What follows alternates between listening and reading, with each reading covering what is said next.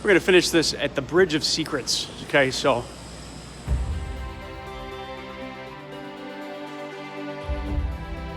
out in front of the M&M store here today. Nice sunshiny day, but pretty cold.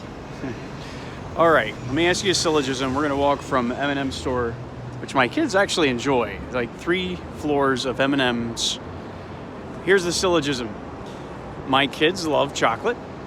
I love my kids, so I'm only going to feed them chocolate. True or false? That's a bad reasoning, bad for their diet more than anything. Right? Just because we like something doesn't mean that we should have it all the time. And this is our third principle as we consider what God desires.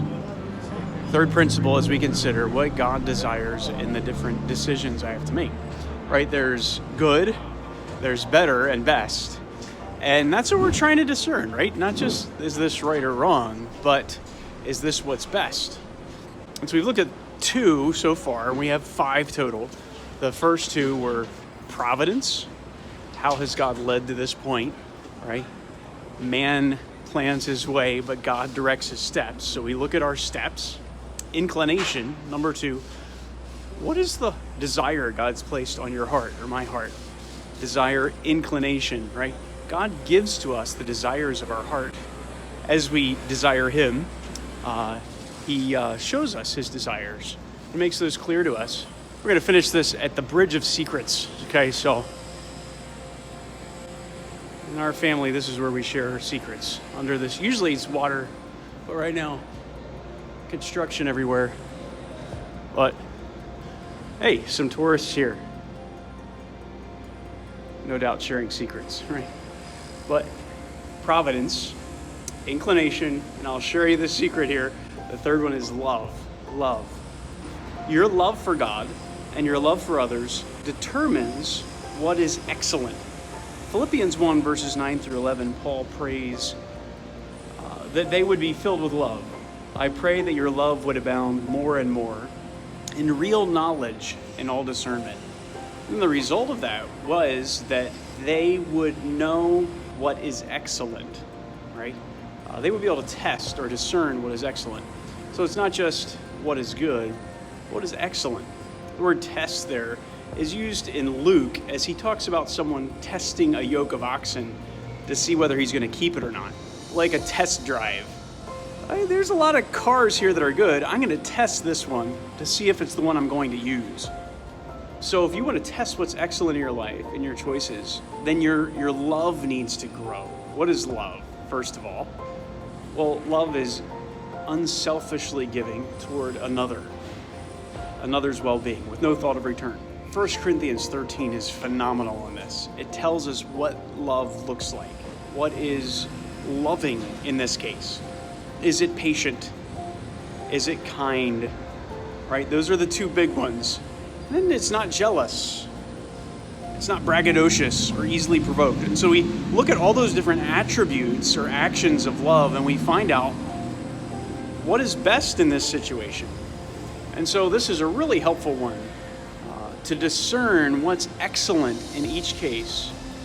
We go to not just providence, not inclination, but what is best. What decision is the best for God and the best for others? That's how I know what's excellent. What is best for God and for others? And as you grow in your love, right? We grow in our love through the filling of the Spirit, through time in His Word.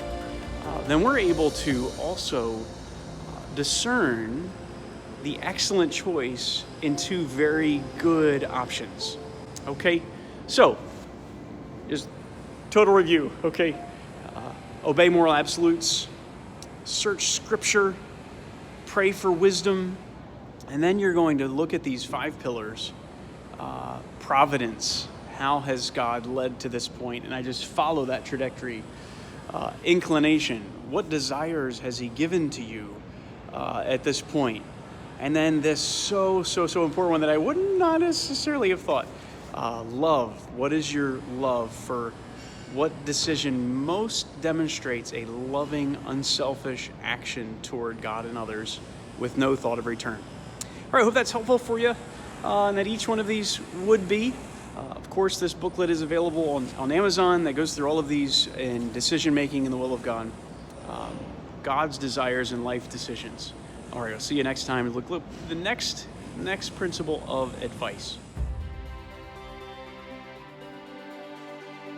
Instead of the M&M store, you could do three great chocolate places in Queens. This is Agner Chocolate, open for 91 years. Edie's Chocolate is right up the street here on Metropolitan. And then you keep going to Woodhaven and Schmidt's Chocolate. So all of these have been open forever, and it's not hyper commercialized M&Ms. So these are good too. So we'll try some of these chocolates. That's a good idea. Right? Do our local family business.